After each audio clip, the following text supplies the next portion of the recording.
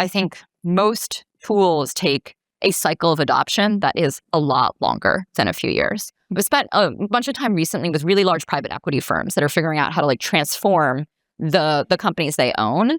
And they're like, okay, we have a 5-year plan that involves education, adoption of tools, training, reskilling, performance management. And I think that is more of the timeline that people should expect of just, real human beings who are used to doing something for a long time are going to need to figure out how to use these tools. And that is a lot of education.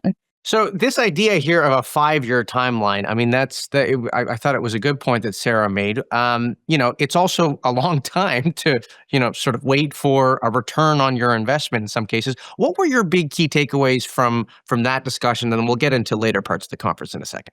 Yeah, totally. I mean, so Sarah was responding to a question that I'd asked her around kind of this disconnect that we've written a lot about in the world of AI, where on one hand, you have companies that are obviously investing, tens, if not hundreds of billions of dollars into this infrastructure, data centers.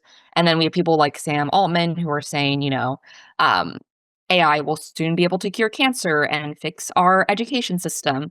But then on the other hand, we've also written a lot about businesses that are just having a lot of trouble getting AI up and running in a reliable way, or finding useful use cases for it with products like Agentforce from Salesforce or Copilot from Microsoft.